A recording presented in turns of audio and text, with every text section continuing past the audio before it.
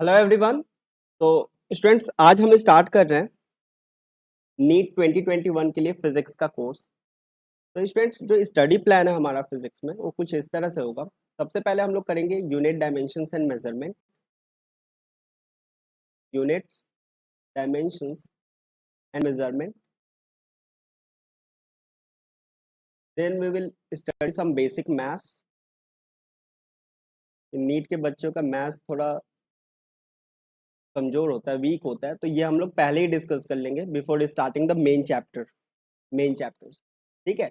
और इसके बाद हम स्टार्ट करेंगे वेक्टर्स, जो कि काफ़ी इंपॉर्टेंट है फिजिक्स को समझने के लिए।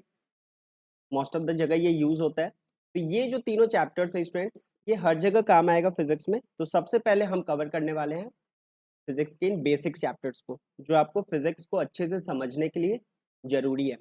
उसके बाद हम स्टार्ट करेंगे काइनेमैटिक्स, मेन कोर्स जो फिजिक्स का है। तो काइनेमैटिक्स से हमारा ये चैप्टर फिजिक्स का जो मैकेनिक्स वाला पार्ट है, जो इम्पोर्टेंट वाला पार्ट है, वो स्टार्ट हो जाएगा। तो काइनेमैटिक्स में motion in 1D and motion in 2D, ये हमारे सिलेबस में। 2D में डिफरेंट टाइप के मोशंस के बारे में पढ़ना है, जैसे हो गया projectile motion, then circular motion. Circular motion का काइनेमैटिक्स वाला पार्ट। और यहाँ पे हम कुछ एक्स्ट्रा टॉपिक भी करेंगे, जैसे projectile motion on an incline plane. तो इस तरह से हमारा ये जो कोर्स है वो आगे बढ़ेगा। काइनेमैटिक्स के बाद हम स्टार्ट करेंगे laws of motion and so on.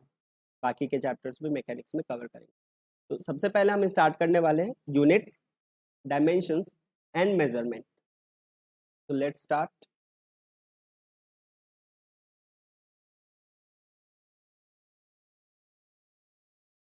तो स्टूडेंट, आज का टॉपिक है units, dimensions and measurement.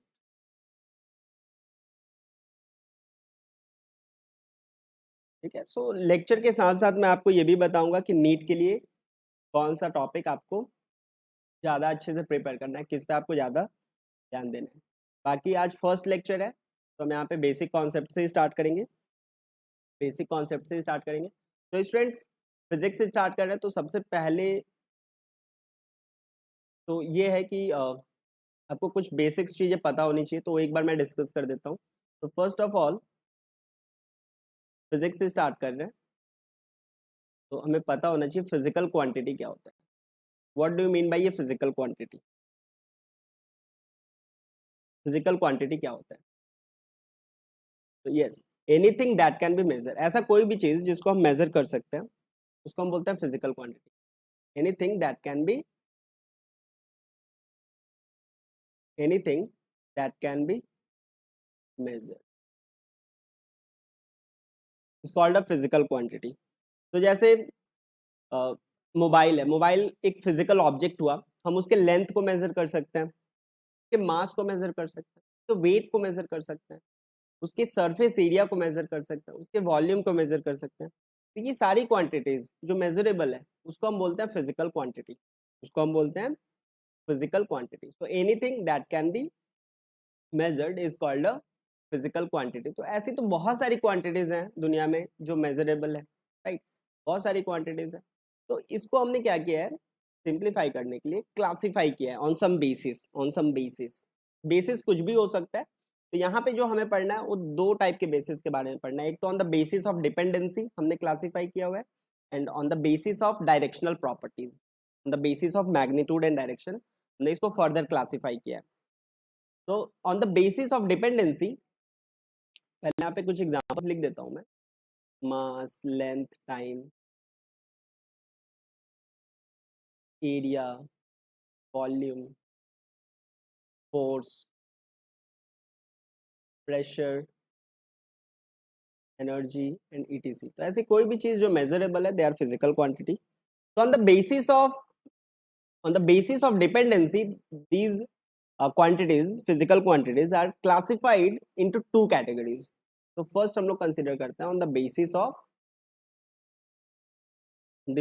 Of dependency.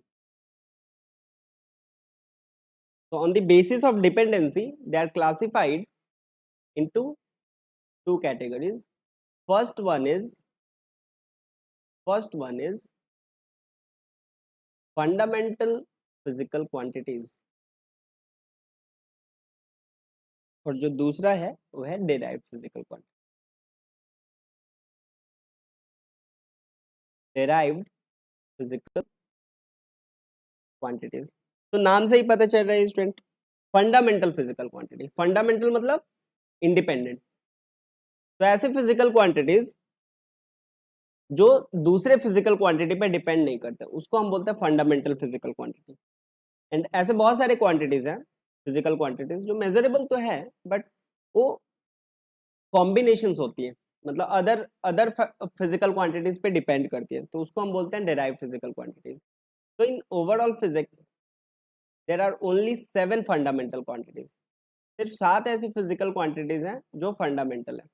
बाकी इन 7 को छोड़ के सारी क्वांटिटीज जो है वो डेराइव फिजिकल क्वांटिटी है. डेराइव मतलब इन 7 के कॉम्बिनेशन से बनी होती है. इन 7 में से किसी 2 या 2 से ज्यादा फिजिकल क्वांटिटीज के कॉम्बिनेशन से बनती हैं ये सारी क्वांटिटीज. जैसे अगर मैं बात करूं फंडामेंटल, पहले देख लेते हैं कि कौन कौन सी है, उसका डेराइव पे आते हैं. तो फंडामेंटल फिजिकल क्वांटिटी है ओनली 7, और ये 7 कौन कौन से है. फर्स्ट है मास, लेंथ एंड टाइम. ये है जो मैकेनिक्स में हम पढ़ने वाले हैं. देन इलेक्ट्रिसिटी में हमने करंट को फंडामेंटल कंसीडर किया है, so electric current. Heat and temperature में ना टेम्परेचर को फंडामेंटल कंसीडर किया है. तो टोटल 5 हो गई. Next is amount of substance,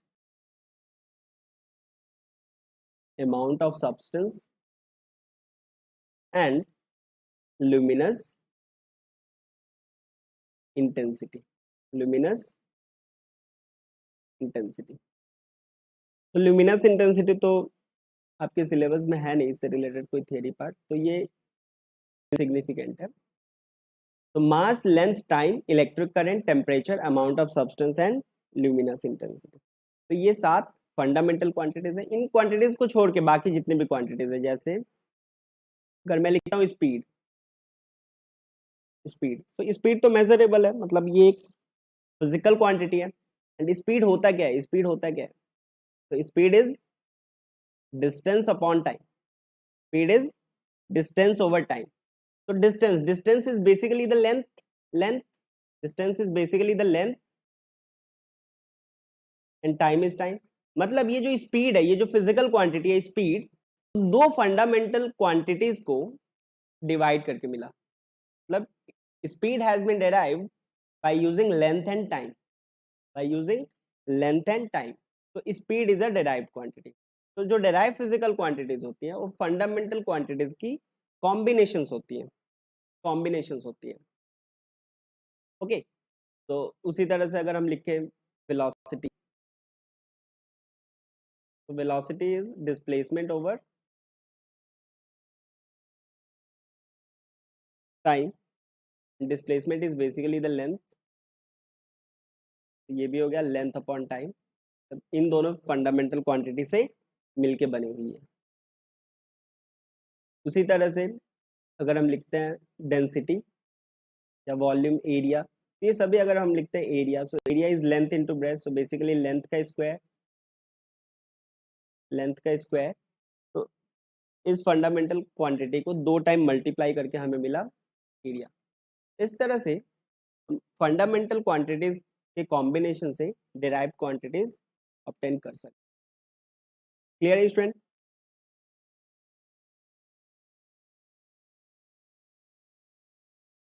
तो जब हम एक डिराइव फिजिकल क्वांटिटी को फंडामेंटल फिजिकल क्वांटिटीज के टर्म में एक्सप्रेस करते हैं, उस एक्सप्रेशन को हम बोलते हैं डायमेंशन. तो डायमेंशन का मतलब क्या है, जब हम एक फिजिकल क्वांटिटी, एक डिराइव फिजिकल क्वांटिटी को फंडामेंटल क्वांटिटीज के टर्म में एक्सप्रेस करते हैं, तो एक्सप्रेस करने का जो नोटेशन है वो एक बार हम देख लेते हैं। अगर हमें जो नोटेशन हम यूज करते हैं while to write the dimensional formula, वो है मास के लिए हम लोग यूज करेंगे कैपिटल एम, लेंथ के लिए हम लोग यूज करते हैं कैपिटल एल, और टाइम के लिए तो वाइल राइटिंग डायमेंशंस, मास के लिए हमें लिखना है एम, लेंथ के लिए एल, टाइम के लिए T.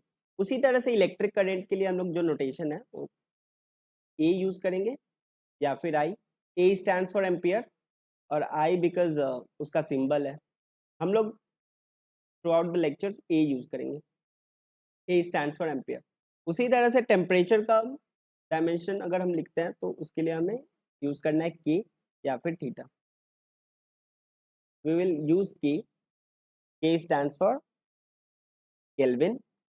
Similarly amount of substance के लिए mole, luminous intensity candela, in short CD. तो जब भी हम एक डिराइव फिजिकल क्वांटिटी को फंडामेंटल के टर्म में एक्सप्रेस करेंगे, उस एक्सप्रेशन को हम बोलते हैं डायमेंशन, उस एक्सप्रेशन को बोलते हैं डायमेंशन। तो अभी आने वाले सेक्शंस में हम को डिटेल में स्टडी करेंगे। सबसे पहले यूनिट्स की बात कर लेते हैं। तो ये जितने भी क्वांटिटीज थी, इन सभी का यूनिट एक बार हम देख लेते हैं।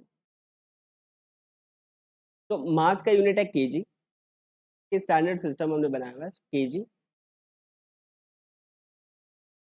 लेंथ का मीटर, टाइम के लिए हम लोग यूज करते हैं second.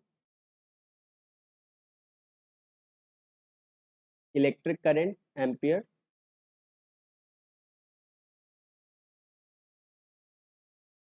Temperature kelvin, amount of substance mole and luminous intensity candela। तो there are some system of units, तो एक बार डिस्कस कर लेते हैं system of units. So there are three system of units: CGS, FPS and MKS। तो इन तीनों ही system of unit में हम सिर्फ लेंथ, मास और टाइम को फंडामेंटल कंसीडर करते हैं। ये फर्स्ट जो है वो लेंथ को डिनोट करता है, दूसरा जो लेटर है वो मास को, जो तीसरा है वो टाइम को। In this system of unit length का जो यूनिट है वो है सेंटीमीटर, मास का जो यूनिट है वो है ग्राम एंड टाइम का यूनिट है सेकेंड। तो जब हम लेंथ को सेंटीमीटर, मास को ग्राम और टाइम को सेकेंड में मेजर करते हैं, इसका मतलब हमने सीजीएस सिस्टम यूज किया हुआ है। उसी तरह से जब हम लेंथ को फुट, पाउंड और सेकेंड में मेजर करते हैं तो बोलते हैं एफपीएस सिस्टम। सिमिलरली जब लेंथ को हम मीटर, मास को केजी और टाइम को सेकेंड में यूज करते हैं, इसको बोलते हैं एमकेएस सिस्टम। बट इन तीनों ही सिस्टम में there are only three fundamental quantity जो कंसीडर किया गया था, मास, लेंथ और टाइम। बट जब हम इलेक्ट्रिसिटी पढ़ेंगे, इलेक्ट्रिसिटी में फिर वहां पे इलेक्ट्रिक करंट भी आएगा, है ना। मैकेनिक्स में तो चलो सारी quantities somehow M L T से ही रिलेटेड होती है, बट इलेक्ट्रिसिटी में, हीट एंड थर्मोडायनेमिक्स में, है ना, टेम्परेचर और इलेक्ट्रिक करंट से रिलेटेड होती है, तो वहां पे ये सिस्टम ऑफ यूनिट्स फेल हो जाएंगी। तो इसलिए हमने बनाया एसआई सिस्टम। एसआई सिस्टम ये एमकेएस का ही एक्सटेंडेड फॉर्म था, मतलब इसमें जो एमकेएस है उसको कंसीडर किया गया, metre kg and second, plus इसमें और भी यहाँ पे तीन तो फंडामेंटल क्वांटिटीज थी ही, उसके साथ साथ और चार फंडामेंटल क्वांटिटीज को ऐड किया गया।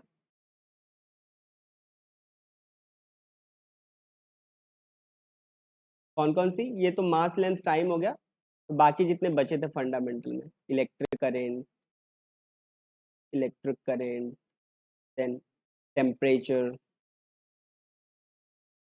Temperature, amount of substance, amount of substance and luminous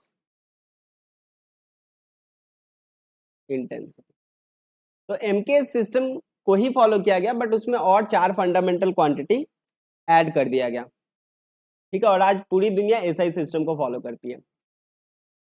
तो एमकेएस प्लस 4 फंडामेंटल क्वांटिटी, साथ ही साथ यहां पर एंगल को भी इंक्लूड किया गया, एंगल को इंक्लूड किया गया। तो एंगल में 2 टाइप, एक तो हो गया सिंपल जो प्लेन एंगल होता है,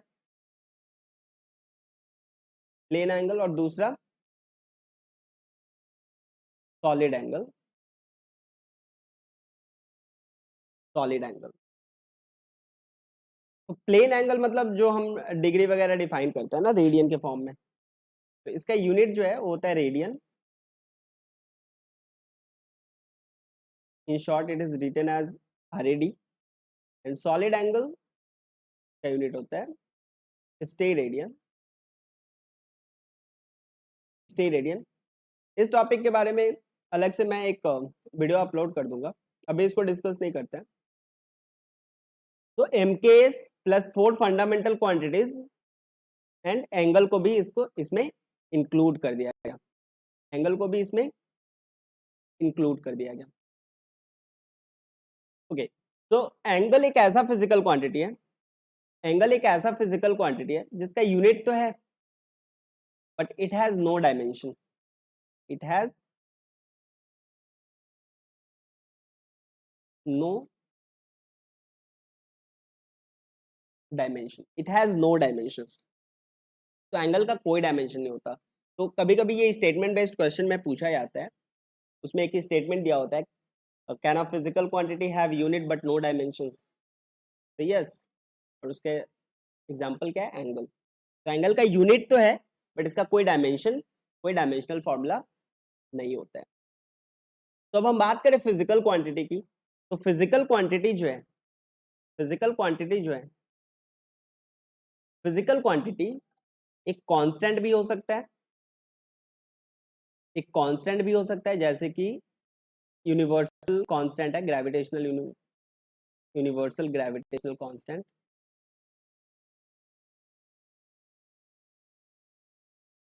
और भी बहुत सारे एग्जांपल्स यहाँ पे दिए जा सकते हैं। तो कैपिटल जी मेजरेबल है, तो एक फिजिकल क्वांटिटी तो है बट वो एक कांस्टेंट है। तो physical quantity can be a constant, variable भी हो सकता है। Most of the physical quantity variable है, जैसे स्पीड, एक ऑब्जेक्ट का अगर हम स्पीड मेजर कर रहे हैं तो फिजिकल क्वांटिटी है बट वो टाइम के साथ चेंज हो रहा है। तो कांस्टेंट भी हो सकता है, वेरिएबल भी हो सकता है।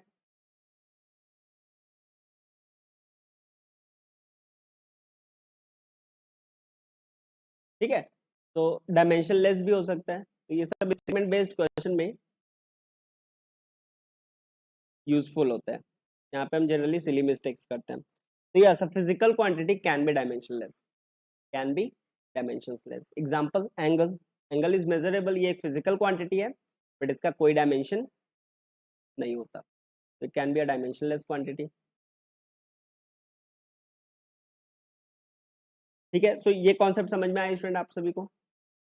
System of units, system of units.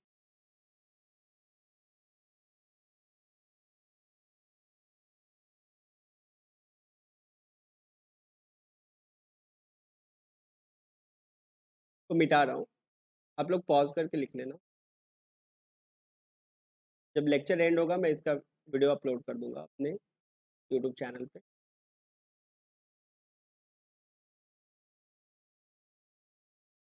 Okay, so system of units done.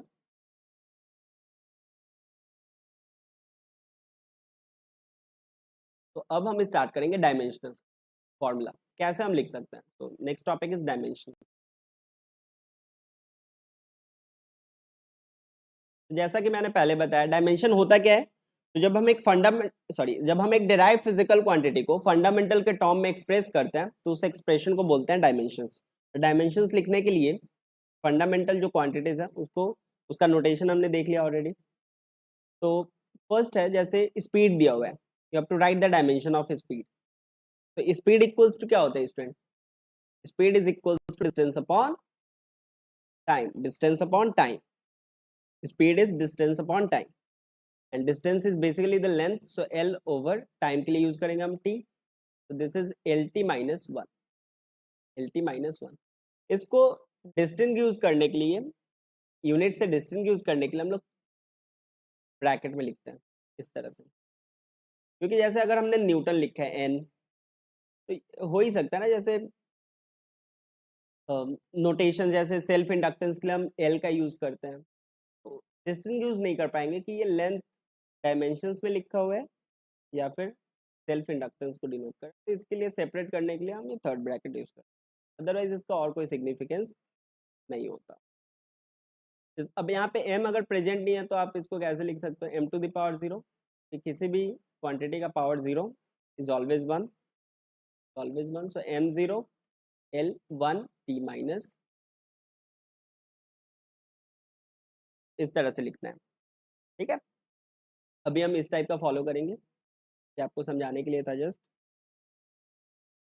तो speed is distance over time, तो इसका डायमेंशनल फॉर्मूला क्या हो गया, एल टी माइनस वन। तो इसी तरह अगर हमें किसी भी डेराइव फिजिकल क्वांटिटी का फॉर्मूला पता हो, we can write the dimension. तो this is type A, type 1 है डायमेंशन में। अब डायरेक्ट क्वेश्चंस कम आते हैं, बट ये सब डायमेंशंस आपको पता होना चाहिए, तो ये भी हम कवर कर लेते हैं। उसी तरह से अगर वेलोसिटी, वेलोसिटी का डायमेंशन लिखना हो स्टूडेंट, तो वेलोसिटी का डायमेंशन क्या होगा, तो velocity is displacement over time, displacement over time, displacement is basically the length, length upon time, तो इसका भी डायमेंशन क्या होगा, एल टी माइनस। उसी तरह से अगर हमसे पूछा जाए एक्सेलरेशन का डायमेंशन क्या होगा, तो acceleration is change in velocity over time, so basically it is velocity over time, velocity over time, and velocity हमने ऑलरेडी फाइंड कर लिया है, this is L T minus one over time, तो ये ऊपर जाएगा तो माइनस हो जाएगा, मतलब L T minus one that is minus L T minus to. उसी तरीके से अगर हमसे पूछा जाए what is the dimensional formula for force, force का फॉर्मूला पता है, mass into acceleration, acceleration already हमने फाइंड कर लिया है, तो मास का हो गया m, एक्सेलरेशन का एल टी माइनस टू, तो M L T minus two, M L T minus two. Next, अगर हमें एरिया का डायमेंशन बताना हो, एरिया किसी भी ज्योमेट्रिकल शेप का क्या होता है, मीटर स्क्वायर होता है यूनिट। जैसे अगर आप स्फेयर का एरिया लिखोगे तो ये आएगा 4 पाई आर स्क्वायर, ये तो न्यूमेरिकल कांस्टेंट है, एक नंबर है, नंबर्स का कोई यूनिट डायमेंशंस नहीं होता। आर इज द रेडियस, तो लेंथ का स्क्वायर है ये बेसिकली, आप रेक्टेंगल कंसीडर करोगे तो लेंथ इनटू विड्थ, तो एरिया इज बेसिकली लेंथ का स्क्वायर, तो इसका डायमेंशनल फॉर्मूला क्या होगा, L2, इसका डायमेंशनल फॉर्मूला क्या होगा, L2। उसी तरीके से अगर हमसे पूछा जाए प्रेशर का डायमेंशनल फॉर्मूला, प्रेशर, तो प्रेशर का फॉर्मूला क्या होता है, force upon area, force upon area, and force का ऑलरेडी हमने फाइंड कर लिया है, force is ml t minus 2 over area, that is L2, this is equals to m l to the power 1 minus 2 is minus 1 t minus 2, so इस तरह से लिख सकते हैं। नेक्स्ट इज वॉल्यूम, वॉल्यूम का डायमेंशनल फॉर्मूला क्या होगा students, तो volume is length into breadth into height, या अगर हम स्क्वायर की बात करें तो 4/3 पाई आर क्यूब, ये तो नंबर हो गया L3, तो इट इज बेसिकली लेंथ का क्यूब, दैट इज L3। तो वॉल्यूम का डायमेंशनल फॉर्मूला क्या होगा, L3। उसी तरीके से अगर पूछा जाए डेंसिटी का डायमेंशनल फॉर्मूला, डेंसिटी का डायमेंशनल फॉर्मूला, तो डेंसिटी क्या होता है, density is mass upon volume, what is density, mass upon volume, and mass is a fundamental quantity, so while writing dimension हमें लिखना होता है m, and volume already हमने find कर लिया, that is L3, so m upon L3 that is ml minus ml-3। तो density का dimensional formula क्या होगा स्टूडेंट्स? ml-3। तो इस तरह से ये जो टाइप ए है, टाइप ए में क्या है, अगर आपको कोई डिराइव्ड क्वांटिटी का डायमेंशनल फॉर्मूला लिखना है तो आपको उसका अगर फॉर्मूला पता हो तो you can write the dimension. अगर आपको फॉर्मूला पता हो, जैसे pressure equals to force upon area, density is mass upon volume, then you can write the dimension. But अगर आपको फॉर्मूला याद नहीं है तो आप प्रोसीड नहीं कर सकते, आप फाइंड नहीं कर सकते। तो ये हो गया 8। Next is 9।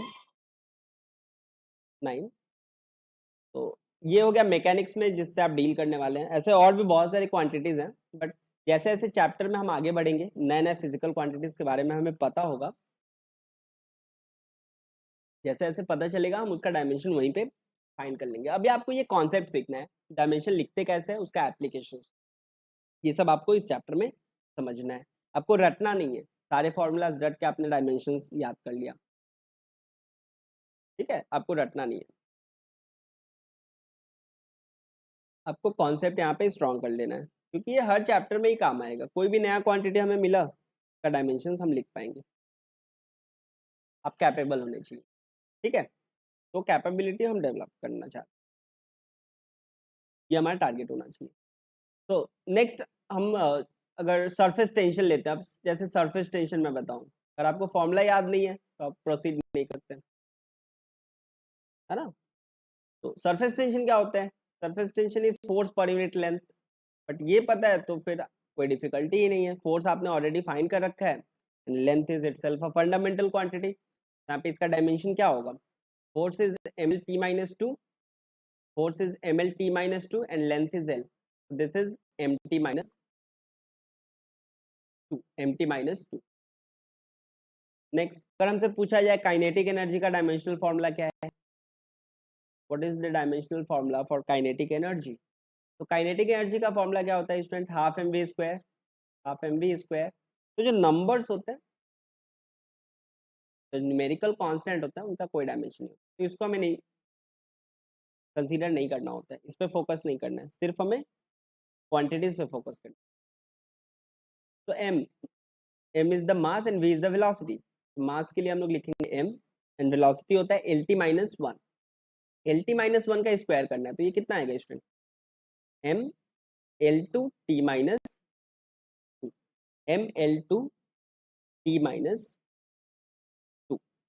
तो यहाँ पे जनरली स्क्वायर करते वक्त बहुत सारे स्टूडेंट्स गलत कर देते हैं, यहाँ पे +2 कर देते हैं स्क्वायर करने पे, नहीं, this is basically lt-1 into lt-1, this is l2t-1 that is minus, यहाँ पे मिस्टेक नहीं करना है। तो काइनेटिक एनर्जी का डायमेंशन क्या है? ml2t-। तो उसी तरह से अगर मैं पूछूं पोटेंशियल एनर्जी का डायमेंशनल फॉर्मूला क्या होगा? पोटेंशियल एनर्जी का डायमेंशनल फॉर्मूला क्या होगा? तो स्टूडेंट्स, पोटेंशियल एनर्जी का फॉर्मूला क्या होता है? mgh।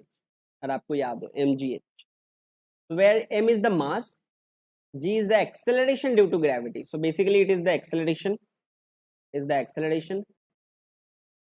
this is mass and h is height, h is the height, so m is itself a fundamental quantity, so you get m. Gravity, acceleration due to gravity, so this is basically the acceleration, so you get already find किया हमने lt-2 into height, that is it, ये हो जाएगा ml2 t-2, ml2 t-2। आपको यहाँ पे कोई similarity दिख रही है student kinetic and potential energy में? तो यस, दोनों का जो डायमेंशनल फॉर्मूला है वो सेम आया। क्यों? क्योंकि both are representing the energy. Energy एक फिजिकल क्वांटिटी है, तो उसके जितने भी टाइप्स होंगे, सभी का जो डायमेंशनल फॉर्मूला है या फिर यूनिट आप कह सकते हो, सब कुछ सेम होगा, है ना? They are different form of energy, form change होने पे डायमेंशनल फॉर्मूला या यूनिट चेंज नहीं होता, मतलब दुनिया में जितनी भी टाइप की एनर्जी है सभी का डायमेंशनल फॉर्मूला क्या होगा? ml2t-2, ml2t-2। इसी तरीके से अगर मैं आपसे पूछता हूं what is the dimensional formula for heat का डायमेंशनल फॉर्मूला क्या है? तो हीट का अगर आप फॉर्मूला याद करोगे तो जो सबसे पहला फॉर्मूला माइंड में आता है वो है I²RT, I²RT, जो आपको क्लास 10th में ही पढ़ाया जाता है इलेक्ट्रिसिटी में। And 12th pass out student को अच्छे से पता होगा, उन्होंने ऑलरेडी ये सारा कंप्लीट कोर्स किया हुआ है अपने 12th क्लास में। तो I²RT, where I is the current, R is the resistance and T is the time. I और T तो चलो फंडामेंटल क्वांटिटी है, तो हमें पता है इसके जगह पे क्या लिखना है, बट रेजिस्टेंस का हमें डायमेंशनल फॉर्मूला नहीं पता, तो आप हीट का फॉर्मूला फाइंड नहीं कर सकते। तो अब हम यहाँ पे यूज करेंगे लॉजिक, यहाँ पे यूज करेंगे हम लॉजिक। तो जितने भी फॉर्म ऑफ एनर्जी है सभी का डायमेंशनल फॉर्मूला क्या होना है, ml/t-2। अल्टीमेटली तो ये आएगा ना, फॉर्मूला डिफरेंट डिफरेंट होगा, जैसे यहाँ हाफ mv² था, यहाँ पे mgh था, बट अल्टीमेटली आना क्या है dimension same, ml/t-2, because they are different form of a single physical quantity. एक ही फिजिकल क्वांटिटी के ये डिफरेंट फॉर्म्स है। तो हीट भी क्या है, हीट का भी डायमेंशनल फॉर्मूला क्या होगा, ml/t-2। Why, because heat is a form of, it is nothing but a form of energy, heat is a form of energy, and that's why इसका भी डायमेंशनल फॉर्मूला क्या होगा, ml/t-2। मैं बाद में अभी रेजिस्टेंस का जब आपको बताऊंगा तो यहाँ पे पुट करके हम लोग देखेंगे कि ये सेम ml/t-2 के इक्विवेलेंट आ रहे, सेम आ रहे हैं। तो आई होप यहाँ तक आपको अच्छे से समझ में आ गया, इसको आप नोट कर लीजिए। इसके बाद हम करेंगे क्लास 12th में जितने क्वांटिटीज हैं, तो क्वांटिटीज इन्वॉल्व आपके सिलेबस में, उसका डायमेंशनल फॉर्मूला क्या होगा, क्या होगा, इसको नोट कर लीजिए आप।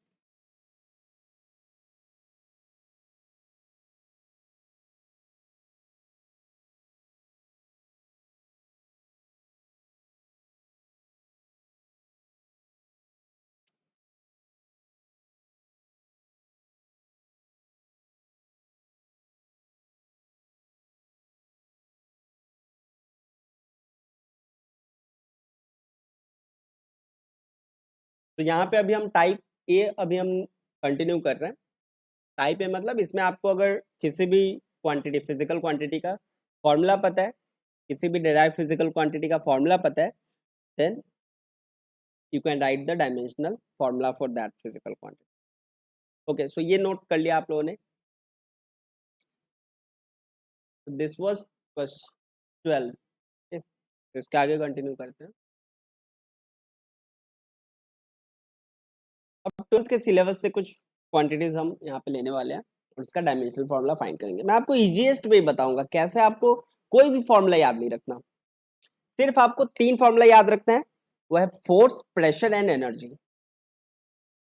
डायमेंशनल वाले क्वेश्चंस को क्रैक करने का एक ही तरीका है, क्योंकि अब एग्जाम के लास्ट दिन, एग्जाम के एक दिन पहले आप डायमेंशनल फॉर्मूला तो नहीं रटोगे ना, तो थोड़ा लॉजिकली अगर आप स्टडी करते हो तो नीट में अच्छे स्कोर लाने के चांसेस बढ़ जाते हैं, क्योंकि एक तो सिलेबस बहुत ज़्यादा आपको 11th और 12th दोनों का पढ़ना होता है, और अगर आपने ज़्यादातर चीज़ें रटी हुई हैं तो it is very difficult to crack this exam, क्योंकि एक दिन पहले आप पूरा कोर्स कंप्लीट नहीं कर सकते, वापस से रिवाइज नहीं कर सकते।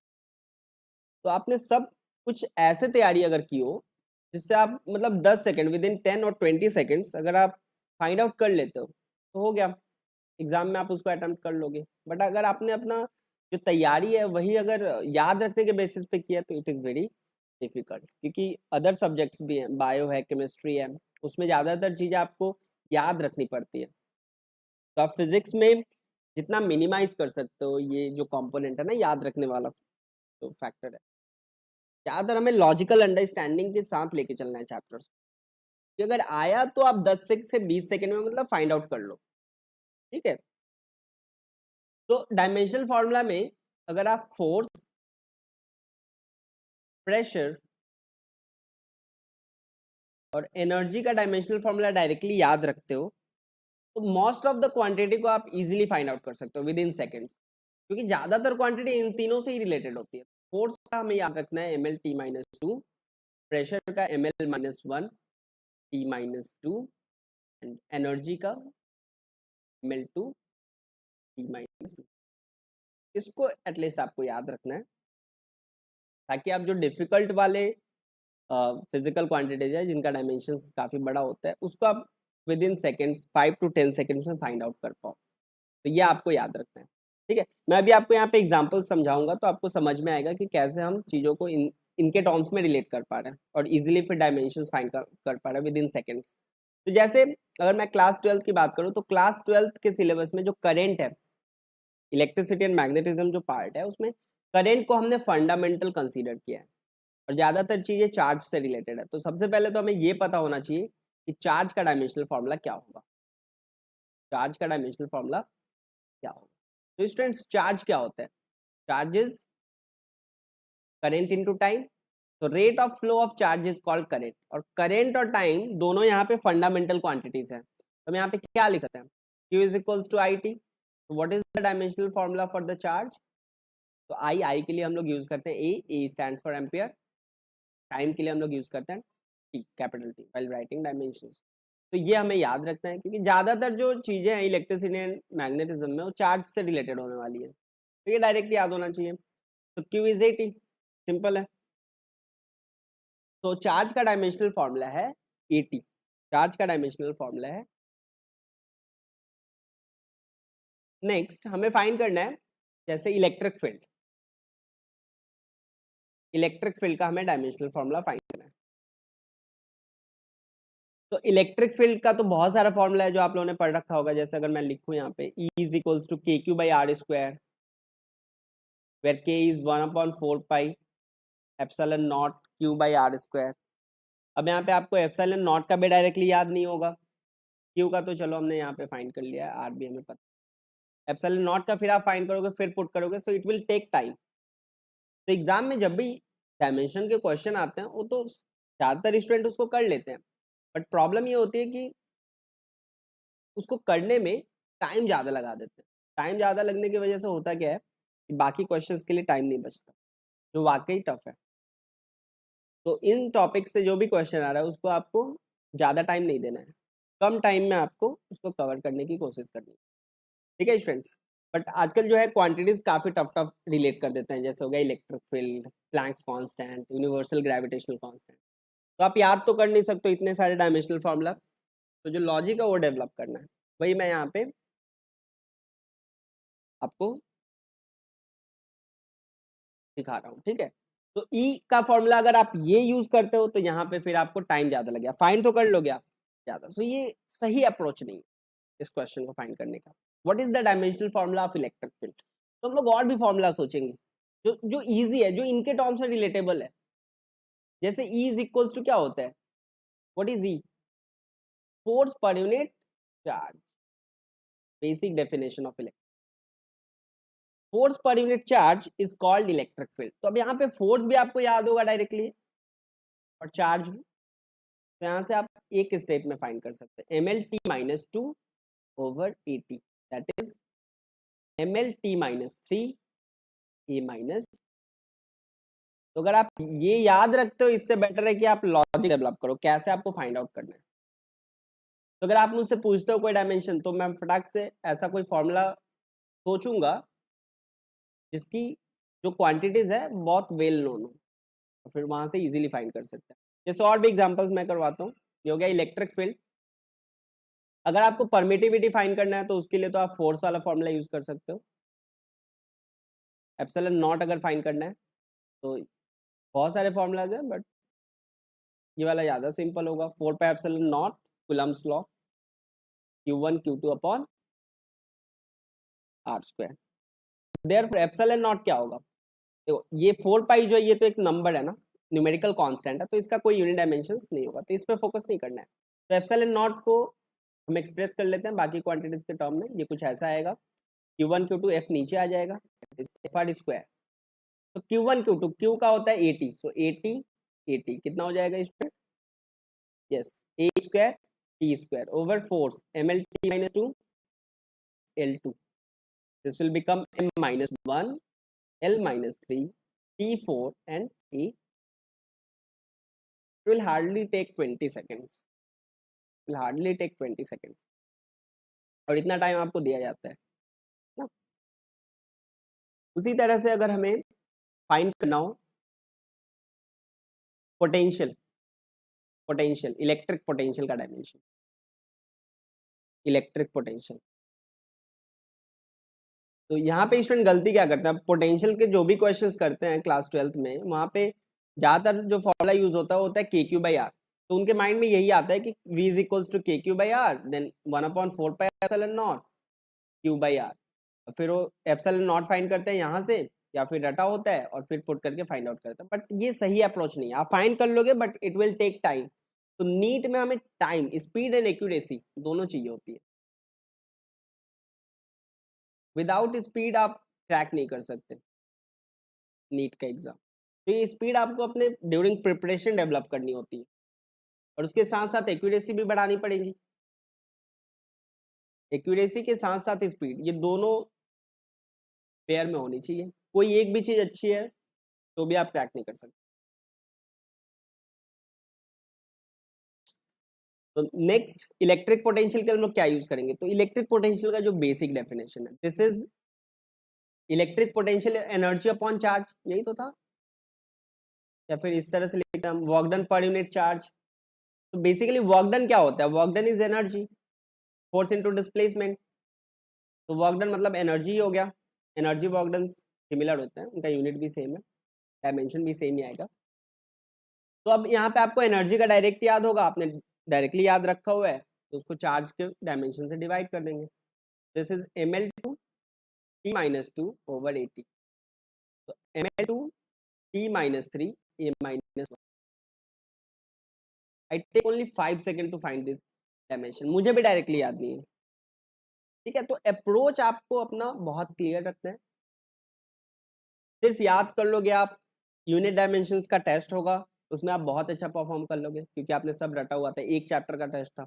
बट यही जब फाइनल एग्जाम में आता है, जब इतने सारे चैप्टर्स होते हैं, तो लास्ट दिन आप ये तो पढ़ोगे नहीं, तो आप सब भूल जाते हो। फाइनल एग्जाम में हम यहाँ पे जो क्वेश्चन है वो मिस कर देते हैं, या फिर इस क्वेश्चन के वजह से इसमें टाइम इतना ले लेते हैं क्योंकि आसान होता है, आप चाहते हो कि इसको अटेम्प्ट कर ले सही से, कॉन्फिडेंट होते हो। बट इसमें अगर टाइम ज़्यादा लग जाता है तो फिर बहुत सारी क्वेश्चंस जो है आप मिस कर जाते हो। तो इस अप्रोच को, इस स्ट्रैटेजी को आप लोगों को इन अभी 7 महीनों में सही करना है। ज़्यादातर चीज़ें हमें लॉजिकल थिंकिंग के बेसिस पे चीज़ें याद रखनी, ना कि सिर्फ रटने के बेसिस। मतलब एक एग्जाम के एक दिन पहले आपको पढ़ना जरूरी है, ऐसा नहीं होना चाहिए। विदाउट पढ़े भी आप कर सकते, थोड़ा टाइम लग सकता है 5-6 सेकंड रिकॉल करने में, बट आप कर सकते हो। ये कॉन्फिडेंट डेवलप करना है आपको इन 7 महीनों। आगे कंटिन्यू करते हैं। तो ये हो गया इलेक्ट्रिक पोटेंशियल। उसी तरह से अगर हमें फाइंड करना हो, कोई भी क्वांटिटी कर सकते हैं इसमें बहुत इजीली। उसी तरह से अगर हमें फाइंड करना हो magnetic field, magnetic field, magnetic field का डायमेंशनल फॉर्मूला क्या है, तो मैग्नेटिक फील्ड का सबसे पहला जो फॉर्मूला माइंड में आता है वो है Biot Savart law, that is μ0/4 pi ideal theta by R square. अब यहाँ पे μ0 सिमिलर जैसे यहाँ पे था, ये आपको नहीं पता है, बाकी तो ठीक है, आइडियल आर स्क्वायर। और साइन थीटा ट्रिगोनोमेट्रिकल फंक्शन का कोई डायमेंशन नहीं होता। अभी इसको डिस्कस हम करने वाले हैं अभी आने वाले लेक्चर्स में। तो ये फॉर्मूला अगर आप करते हो तो इसमें टाइम भी लग सकता है, गलती होने के भी चांसेस होते हैं, तो इसको हम यूज नहीं करेंगे डायमेंशन फाइंड आउट करने के लिए। हमारे पास और भी फॉर्मूलाज हैं जहाँ पे हम फोर्स से मैग्नेटिक फील्ड को रिलेट कर सकते हैं। Magnetic force, yes, magnetic force which is QVB। एक तो ये फॉर्मूला है, और अगर आपको याद हो force equals to BIL sine theta BIL, तो यहाँ से ही फाइंड कर सकते हो क्योंकि यहाँ पे बाकी B को छोड़ के बाकी जो क्वांटिटीज है they are well known, force, charge and velocity. तो B is equals to force upon QV, force is ml t-2 8t and velocity is LT minus, velocity is LT minus 1। यहाँ पे space नहीं है, मैं यहाँ पे लिख देता हूँ।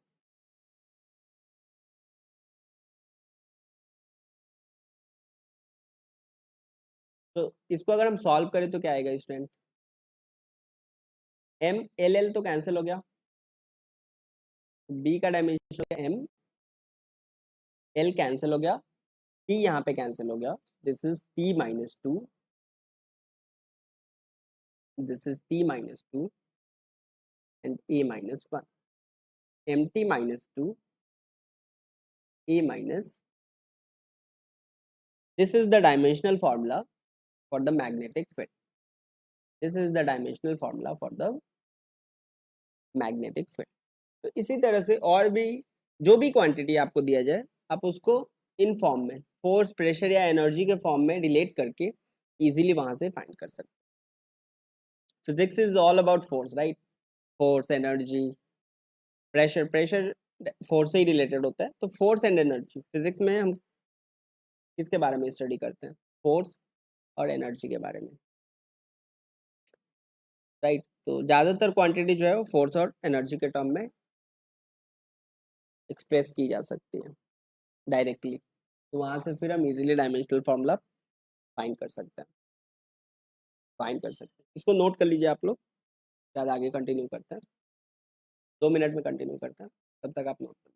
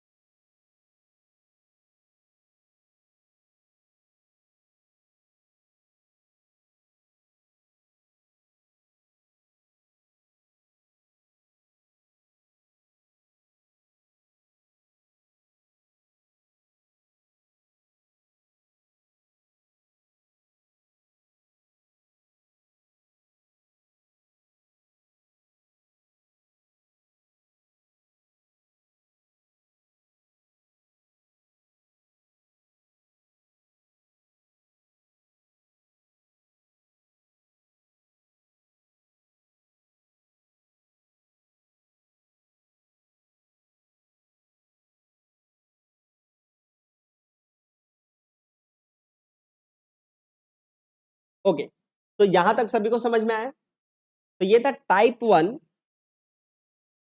वन जिसमें अगर आपको फॉर्मूला पता हो फिजिकल क्वांटिटी का, then you can write the dimensional formula. जो सेकेंड टाइप के क्वेश्चंस यहाँ से पूछे जाते हैं इस टॉपिक से, वो डिस्कस कर लेते हैं। तो सेकेंड टाइप जो है उसमें एक इक्वेशन दिया होता है, एक फिजिकल इक्वेशन दिया होता है, और कोई एक अननोन क्वांटिटी होगा और उसका डायमेंशन आपको फाइंड आउट करना होता है। जैसे कि मैं बात करूं एग्जांपल की, तो फर्स्ट एग्जांपल लेते हैं स्टूडेंट। दिया हुआ है gravitational force between two masses, gravitational force between two masses is given by, सब कुछ लिखा होगा क्वेश्चन में, is given by F is equals to G m1 m2 upon r square, F is equals to G m1 m2 over r square, where G is the gravitational force, basically force है ये, capital G is the universal gravitational constant, universal gravitational constant, m1 m2 are masses and r is the distance between the masses।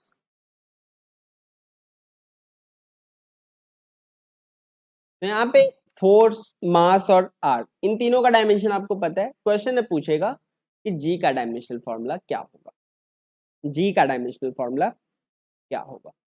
तो यहाँ पे क्या करना है student, यहाँ पे हमें करना है, यस, ये टाइप ए से ज्यादा आसान है क्योंकि यहाँ पे आपको कोई फॉर्मूला याद नहीं रखना, इक्वेशन ऑलरेडी दिया हुआ है और वहां से किसी एक अननोन क्वांटिटी का आपको डायमेंशनल फॉर्मूला पूछेगा। तो यहाँ पे सबसे पहले हम जी को एक्सप्रेस कर लेते हैं इन सभी क्वांटिटीज के टर्म में। So G is equals to F R square upon m1 into m2, m1 into m2। तो इन सभी का डायमेंशन आपको पता है, अब हम पुट कर देंगे फोर्स के लिए डायरेक्टली याद रखना है, तो mass into acceleration mlt minus 2 r square that is L2 m1 and m2 that is m2। ये हो गया 1 minus 2 power 1 minus 2 that is minus 1, that is minus 1 L3 and t minus 2, so m minus 1 L3 and t minus 2। तो ये हो गया dimensional formula जी का। तो ये टाइप ए से ज़्यादा आसान है, इसमें कुछ भी याद नहीं रखना होता।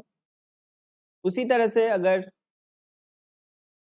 दूसरा इक्वेशन ऑलरेडी सॉल्व कर लिया हमने, जो परमिटिविटी के लिए फाइंड किया था, जैसे अगर इलेक्ट्रोस्टैटिक फोर्स दिया हुआ है 1/4 pi epsilon naught Q1 Q2 upon R square, F Q1 Q2 और ये तीनों आपको पता है। आपसे यहाँ पे पूछेगा परमिटिविटी ऑफ फ्री स्पेस, इसको क्या बोलते हैं स्टूडेंट हम?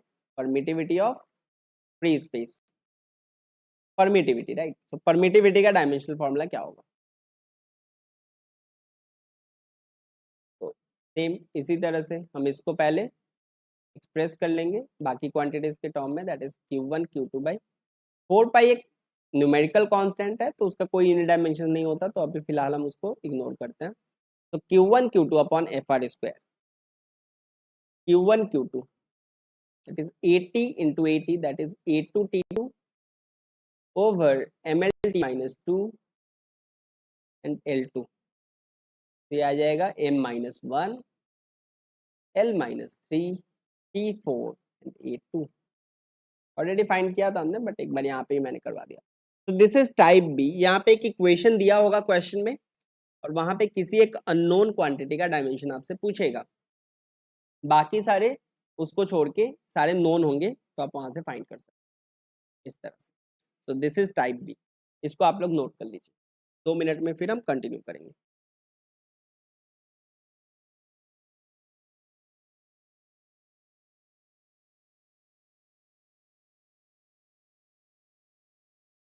You can also ask your doubt in the live chat.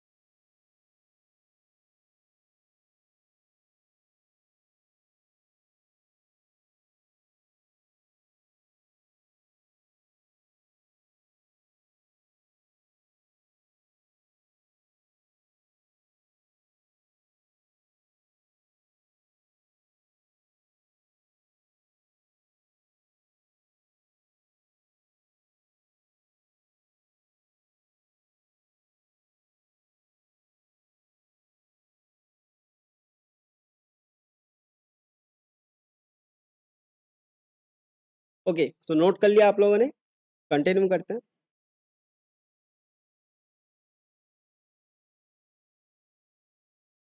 Okay, so dimension में एक तीसरा टाइप भी है, बट वो हम करेंगे अपने नेक्स्ट लेक्चर में। तो आज के लिए इतना ही, बाकी हम नेक्स्ट लेक्चर में कंटिन्यू करेंगे।